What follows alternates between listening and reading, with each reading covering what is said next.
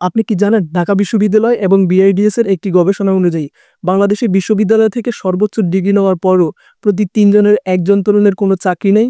অবাক করার বিষয় হলো বাংলাদেশ পরিসংখ্যান ব্যুরো বা বিবিএস বলছে আমাদের দেশের মোট যত বেকার মানুষ আছে তার ৮৭% শিক্ষিত। এখন প্রশ্ন হলো কেন এমন হচ্ছে? যে শিক্ষা ব্যবস্থা আমাদের সন্তানদের একটি সুন্দর ভবিষ্যৎ দেওয়ার কথা ছিল, সেই ব্যবস্থাটাই কি আজ একটি শিক্ষিত বেকার তৈরি কারখানায় পরিণত হয়েছে? আজ আমি কথা বলতে এসেছি আমাদের শিক্ষা ব্যবস্থার সেই ভয়ঙ্কর চক্র নিয়ে, যা আমাদের ভবিষ্যৎ প্রজন্মকে ভেতর থেকে ধ্বংস করে দিচ্ছে। আমাদের সন্তানদের শিক্ষা জীবন শুরু হয় এক ভয়ঙ্কর দুর্নীতির মধ্যে দিয়ে, যার নাম ভর্তি বাণিজ্য। দেশের নামিদামি স্কুলগুলোতে সন্তানকে ভর্তি করানোর জন্য অভিভাবকদের গুনতে হয় লক্ষ লক্ষ টাকা।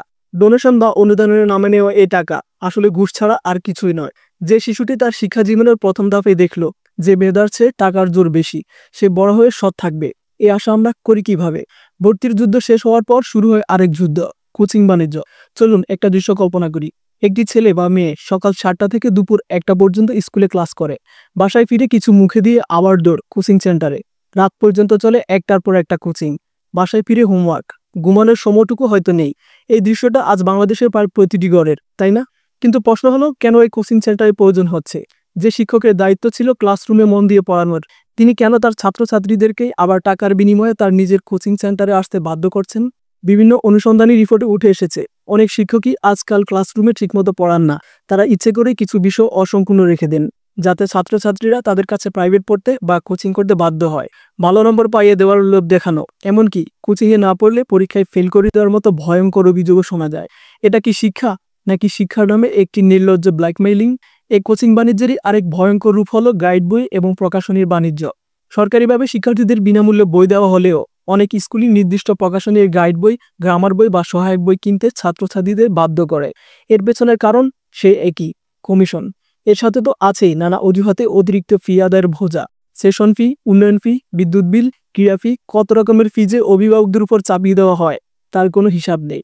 এসব অনিয়মের চেয়েও ভয়ঙ্কর যে অপরাধটি আমাদের শিক্ষা ব্যবস্থাকে ভেতর থেকে ক্যান্সারের মতো খেয়ে ফেলছে, তার নাম হলো প্রশ্ন পাস।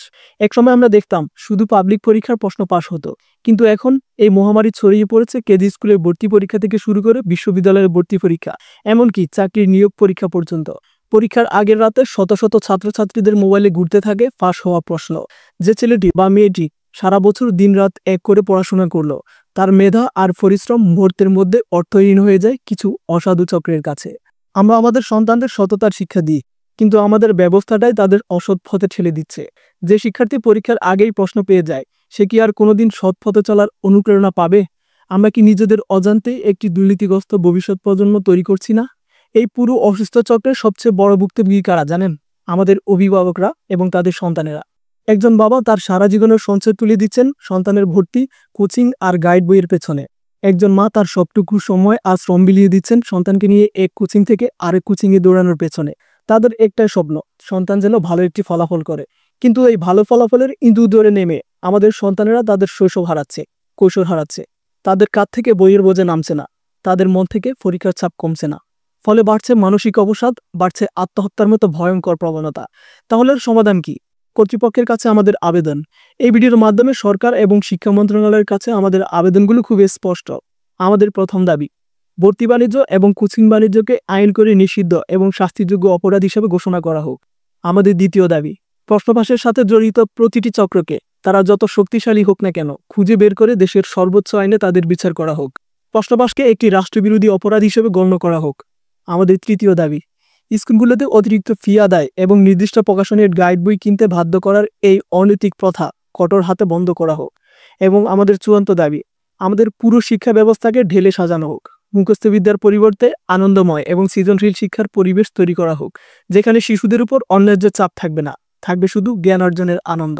একটি সার্টিফিকেট বা ভালো ফলাফলের চেয়েও একজন সুখী, সুস্থ এবং সৎ মানুষ হিসেবে আমাদের সন্তানদের গড়ে তোলাটা অনেক বেশি জরুরি। আমার এই কথাগুলো যদি আপনাদেরও মনের কথা হয়ে থাকে, যদি আপনার সন্তানের ভবিষ্যৎ নিয়ে আপনিও চিন্তিত হন, তাহলে আমি আপনাদের কাছে অনুরোধ করব, চুপ করে থাকবেন না। এই আলোচনাটি এখানে থেমে যাওয়ার জন্য নয়। এই ভিডিওটি শেয়ার করুন, আপনার টাইমলাইনে, বিভিন্ন গ্রুপে, সবখানে ছড়িয়ে দিন। আপনার প্রতিটি শেয়ার, প্রতিটি কমেন্ট এই পৌঁছে দেওয়া শিক্ষা ব্যবস্থার বিরুদ্ধে একটি শক্তিশালী প্রতিবাদ। আসুন আমরা সবাই মিলে আমাদের সন্তানদের জন্য একটি সুন্দর, চাপমুক্ত এবং সত্যিকারের শিক্ষা পরিবেশ দাবি করি। আমাদের ভবিষ্যৎ প্রজন্মের স্বার্থে আসুন আমরা সচেতন হই। ভিডিওটি ভালো লাগলে একটি লাইক করতে পারেন। যারা ইউটিউব থেকে দেখছেন আমার চ্যানেলটি সাবস্ক্রাইব করবেন। যারা ফেসবুক থেকে দেখছেন পেজটি ফলো করে আমাদের সাথে থাকুন। আল্লাহ হাফেজ।